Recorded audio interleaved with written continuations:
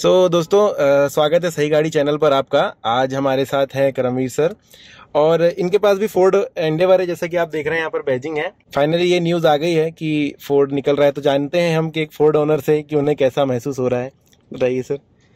हाँ, अभी न्यूज़ सुनाई पड़ी मुझे कि भाई फोर्ड ने डिसाइड कर लिया है कि अपने जो दोनों प्लांट हैं, सानंद वाला और चेन्नई वाला, वो दोनों बंद कर रहे हैं। लेकिन उन्होंने ये नहीं बोला है कि फोर्ड इंडिया जो है वो एग्जिट कर रहा है। फोर्ड का एग्जिट नहीं है, प्लीज अंडरस्टैंड।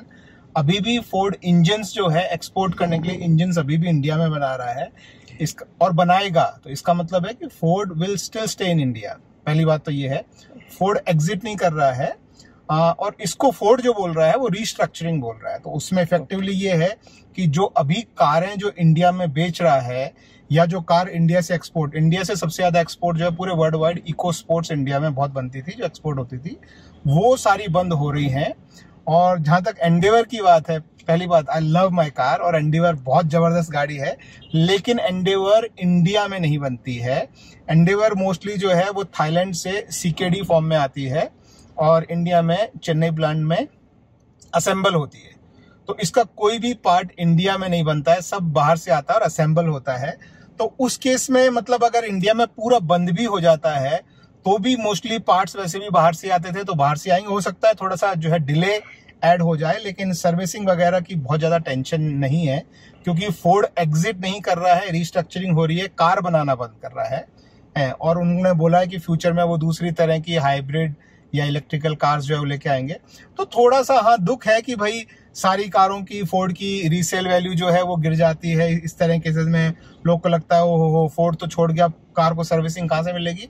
तो नॉर्मली जो बड़े शहर हैं, टायर 1 सिटीज, मुंबई, पुणे, दिल्ली, बेंगलोर, इन सब में तो कोई इशू नहीं आता। लेकिन जो छोटे शहर में अगर जो जहाँ एक एक सेंटर होते हैं, वहां पे ऐसा होता है कि जो है सर्विसिंग मिलनी बंद हो जाती है, तो उनको ट्रबल हो सकती है। बड़े शहरों में कोई दिक्कत नहीं। जैसे इकोस्पोर्ट आपने बताया सर कि पूरी तरीके से मैन्युफैक्चरिंग तो बंद हो जाएगी, इंडिया के बाहर कहीं हो नहीं रही है, तो जो इनके ओनर्स हैं उनके लिए आपकी क्या सुझाव है कि कैसे वो डरें या ना डरें सर्विसिंग के लिए आगे?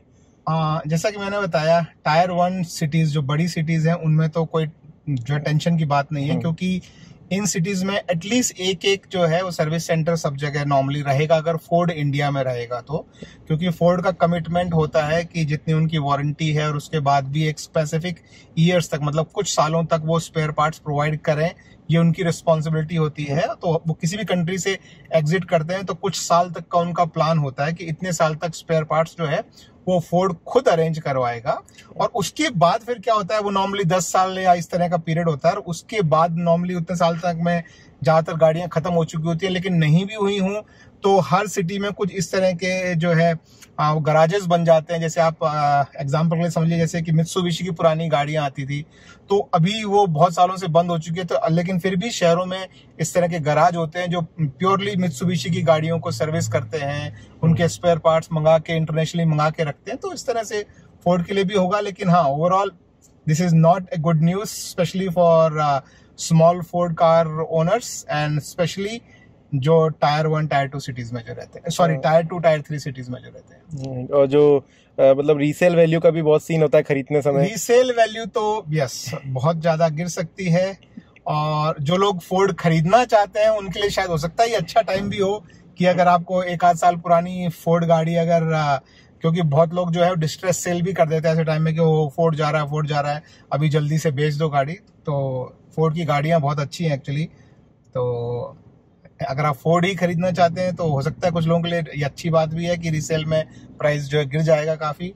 लेकिन जो ओनर्स हैं उनके लिए रिसेल प्राइस गिरना is a bad news for sure. Okay, जैसा सर आपने कहा कि हाइब्रिड कार्स आने वाली हैं या हो सकता है इलेक्ट्रिक कार्स आए, फिर भी जो जिस प्रकार की हैंडलिंग फोर्ड की गाड़ियों की लगती है, जो ओनर्स है उनसे हमने जब भी बात करी है कि यार फन टू ड्राइव गाड़ियां हैं ये, तो कितना ज्यादा मिस करने वाले हैं हम इस चीज को?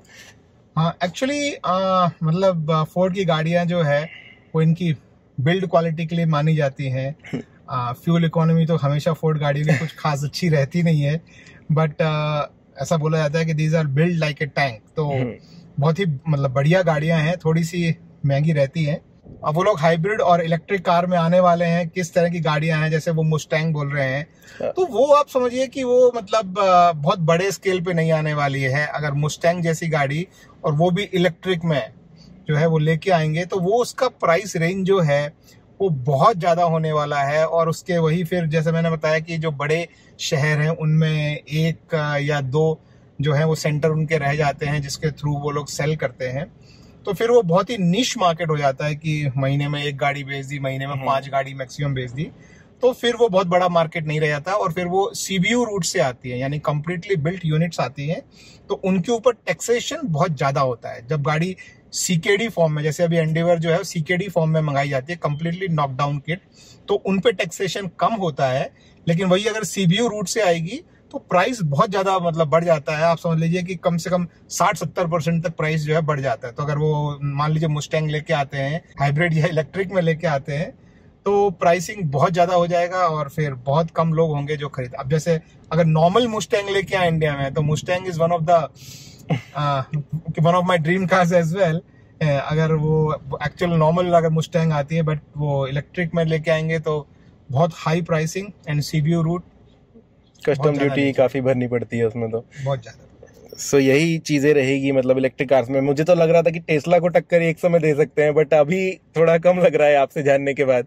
नहीं, टेस्ला का भी देखिए, मतलब टेस्ला का भी जो इंडिया में, या तो वो बोल रहे हैं कि भाई इंडिया में ही मैन्युफैक्चरिंग करें, तो फिर क्या होता है कि बहुत सारे जो स्मॉल पार्ट्स हैं वो इंडिया में ही लोकली अगर वो मैन्युफैक्चर करते हैं तो प्राइसिंग ठीक हो जाती है। लेकिन अगर सीबीयू रूट से लेके आए तो फिर ड्यूटीज कई बार 100% तक होती है। तो आप सोचिए, मतलब आपकी अगर 40 लाख की कार है तो उस पर 100% ड्यूटी लग के जो है वो 80 लाख की हो जाती है, और ऑन रोड आते आते वो 1 करोड़ क्रॉस कर जाती है। तो फिर वो 40 लाख की कार अगर आपको 1 करोड़ में मिल रही है तो बहुत कम लोग होते हैं जिनका इंटरेस्ट होता है। तो सीबीयू रूट में very rich people can afford it, हम जैसे गरीब लोग नहीं। एंडेवर में बैठकर तो ओके, सो ये है मतलब फोर्ड जा तो रहा है लेकिन ना भी जा रहा है, इस तरीके की कहानी है। एंडेवर वालों को ज्यादा इशू जो है नहीं होने वाला है, क्योंकि एंडेवर का वैसे भी सारे पार्ट्स इंपोर्ट ही होते हैं। और एंडेवर जो है वो एक्चुअली पूरे वर्ल्ड में सेल होती है, वो सिर्फ इंडिया में नहीं है,